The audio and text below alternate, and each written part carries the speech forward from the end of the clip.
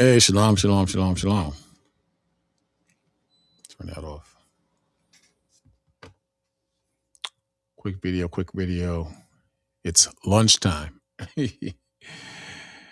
Yeah, I was watching Como. I expected a back and forth or some pushback from Como. Andrew Como, I think his name is, from Stephen A.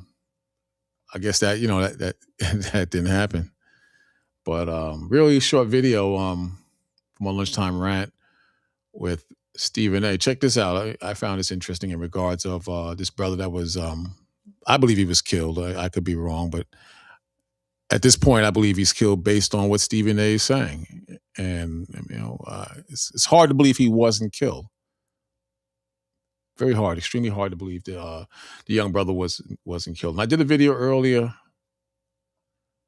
in regards to the situation, and I said parents have to prepare their children for the reality of America and that this is a racist country and it doesn't like black people. I know that's a hardcore statement to spew out on social media, but I'm 100% sure that America, for the most part, does not like blacks and Hispanics. And that's the truth, at least in my heart. I don't know what you brothers and sisters feel, but in my heart, America does not love or like black people. Check it out. Something that's starting to get traction, and it's also starting to get polarizing, even though we don't really have any information to motivate true understanding yet. Now, I'm talking about the Nolan Wells investigation. Got it. I have been on it from jump, and the impetus for me was that I understood why the family felt that the initial word from the investigators that there's no foul play.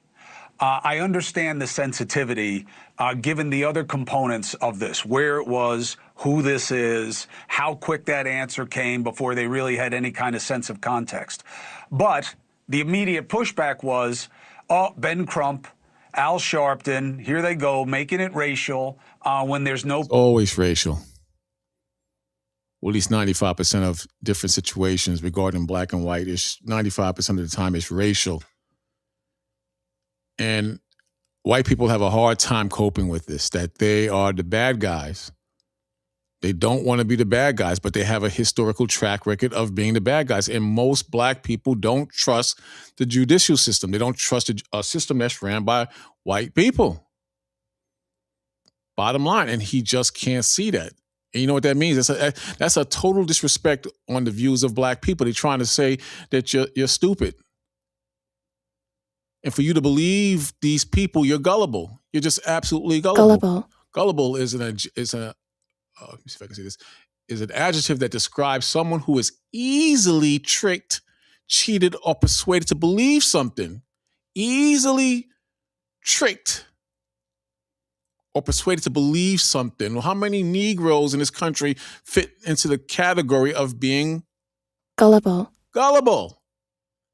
It implies a tendency to accept statements like what we're dealing with here, that there was no foul play. Possibly, to me, it's moving in the direction of foul play. But in cases like this, you would have to be gullible. You would have to be absolutely gullible to believe what this man or the man, which is the system, is saying. To trust in a system, you are totally gullible. You're gullible. Again, it says it implies a tendency to accept statements face values without questioning or looking for evidence. The judge rushed to conclusion that everything was okay, from what I'm gathering in the news. So you can be gullible or foolish if you want, but it makes no sense to be stupid in 2026. We know what it is. We know how the country runs. Stop it. Proof of that. Why has this resonated where other cases hasn't? Well, it resonates particularly in the black community because in the year 2026, we find ourselves sensing and being highly suspicious of vicious circumstances. There was a black dude who was the only black dude in attendance, and he's the only person, the human being, that didn't come home alive. Token, like I mentioned in the last video, a token. A token. You got black people who are so beat up, so weak, so pathetic, and so much trying to get ahead in America. They think by associating with a group of non-blacks is the answer. And I'm not saying you can't be successful if you put yourself in this type of position, but it could be very costly physically. It could be very costly life related, meaning you could be deleted, or just on a sense of pride, honor, and dignity, self-respect. You can throw all that down the drain just to be with another culture, another ethnicity, another group of people, in this case, white people. We have this thing where we try to get in to fit in. You understand? We go along just to be along. And, you know, in most cases, in my opinion, you lose yourselves when you make this switch. You lose yourselves when you make this switch. And I understand that the psychology of black people is to be losers, animals, and nobodies, and to be accepted by the same man who conditioned you to walk and be in this thought process, the same man that rules the planet and in certain cases is hated by people of color on the planet. You will try to fit in to be something in the world. And that's just the wrong approach. It's a weak approach. Very weak. Something's wrong with that picture. And the people that were there with him have no answers. Something is highly suspicious about that. Now, it would be irresponsible to accuse folks of murder or to accuse folks of criminal behavior that lent itself towards this kid being killed. But the bottom line is that if you sent your son out and they go on a boat trip with these guys and he's the only one that doesn't come back alive and he's the only black individual that was there, you better believe that the black community is going to be up in arms as well as we should be, because that is highly, highly suspicious. It's not just that he's deceased, that he's gone. It's that there's no explanation. Nobody knows anything. Well, he was with you. You know, listen, you're a dad. I'm a dad. We send our children out. And first of all, regardless of what ethnicity, regardless of what color we're talking about here, we send our children out and you're the only one that doesn't come home alive. I'll be damned if the Chris Cuomo that I know doesn't want answers and doesn't expect answers. You know, imagine that you send your son out with a bunch of white boys and your son doesn't come back home and all the white kids come back home and the courts try to kind of brush it off like no foul play, but no answers are given. Can you imagine? And they wonder why we don't trust courts and the judicial systems, the judges, the lawyers. They wonder why we don't trust them. They wonder why. We have more than enough proof that you cannot trust the system. Check this out real quick on AI. Check this out. And to me, this makes sense. It says deep-rooted mistrust in the American judicial system from centuries of disparity. Deep-rooted mistrust, not being gullible, mistrust in the American judicial system stems from centuries of disparity. You got to excuse me, I'm exhausted. It says, according to Pew Research Center, 74% of black adults, 74, not 30%, not 20%, 74, that's 3 out of 4 black adults. 74% of black adults believe the prison system was designed to hold black people back, with similarly high percentages expressing the same regarding the courts in judicial process. 75% do not trust the jail system. 75% don't trust the judicial system. This profound tiredness or systemic fatigue is fueled by concrete realities in the legal processes. Isn't that something? Disproportionate pretrial detention. Judges set bail amounts at an average of nearly $10,000 higher for Black individuals than white counterparts, often in under 5 minutes, according to the Bail Project. This forces mainly legal innocent people to plead guilty just to leave jail. So why do we pretend like the system is fair, the system is, or the judicial system is just, and we have an equal opportunity compared to our white counterparts?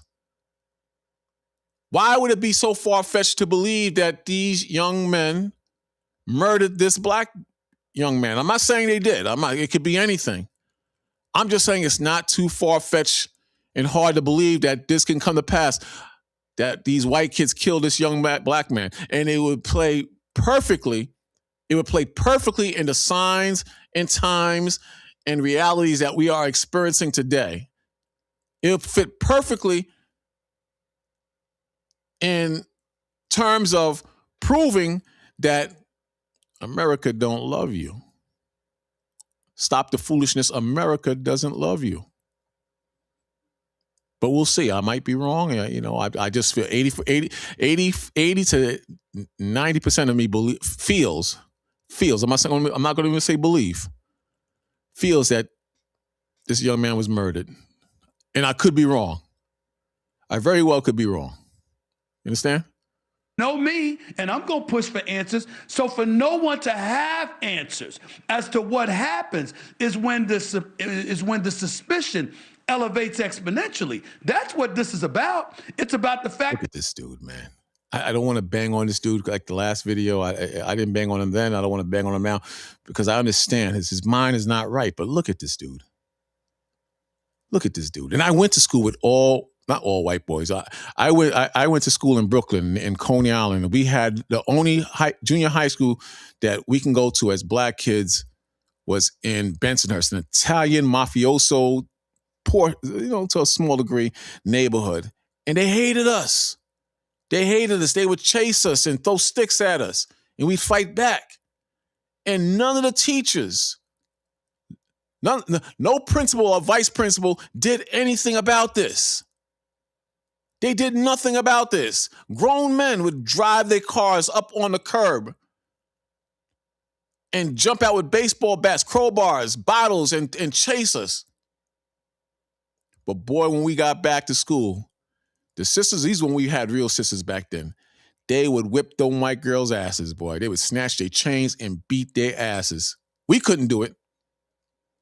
But the sisters would beat them white Italian girls' asses the following week.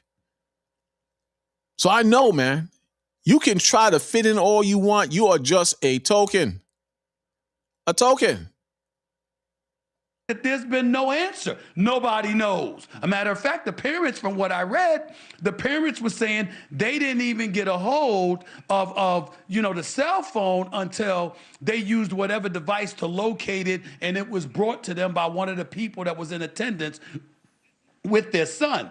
I'm saying all of those things lend itself towards an extremely heightened level of suspicion. Something smells. Now, do I know what that is? Do you know what that is? Hell no. But I'll be damned if that we can't ask those questions, and we shouldn't insist on further investigation, and we shouldn't be hell-bent on getting to the bottom of what happened. There was one Black dude in attendance with a slew of people who all happened to be white. You're in Mississippi, and one person comes back, it doesn't come back. They are dead. And it happens to be the Black kid. I'll be damned if Black America is not going to stand up and say, something wrong with that picture. We need to find out what the hell happened. And I stand with folks who say, I need to find out what happened. That's all I'm saying. See, wouldn't this be God's judgment You had that brother who stabbed that white boy up the other day, and he went to jail. Caught red-handed, and he's in jail. And you had white people, oh, you're not going to get away with it this time. And they didn't say it like that, but that was the energy. He did it, he did it, he did it. Could you imagine if these white boys was guilty? Could you imagine the slap on the wrist as far as treatment that would befall on these white boys?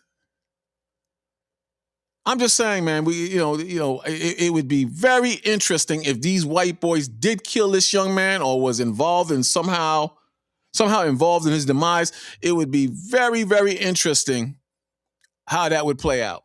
And that would be the Most High. Because it would show just how far the white man system would go to prosecute and put these guys under the jail. You ever see them shows where a white girl goes missing in the Bahamas? I forgot the woman's name that does the show. Or anytime there's some foul play with white people when they disappear, man, they go all out in other countries to find the location of the body. They look under rocks. They look in the seaweed, under the water. They do everything possible to solve that case. I don't see that same energy with this case, as far as the little I do know. But we're going to wait. We're going to see how this plays out, because this should be very, very interesting as far as the future of these young men and the truth coming out as far as the decease of this young brother. But I will say this. You better watch the company you keep. I know black people, they love everybody. Everybody says to themselves and they have hatred towards black people. But black people, they just, for some reason, have to love everybody in the spirit of being gullible and weak-minded. And I'm not advocating to go out there and hate anyone. I'm not advocating that. You understand what I'm saying? I'm just saying that at some point we got to stop being stupid. We got to stop being stupid. You understand? But that would be very interesting if the Most High flipped the script and had it to the point where these white boys was guilty of murder. That would be something very interesting to see and how they deal with it. I'm out.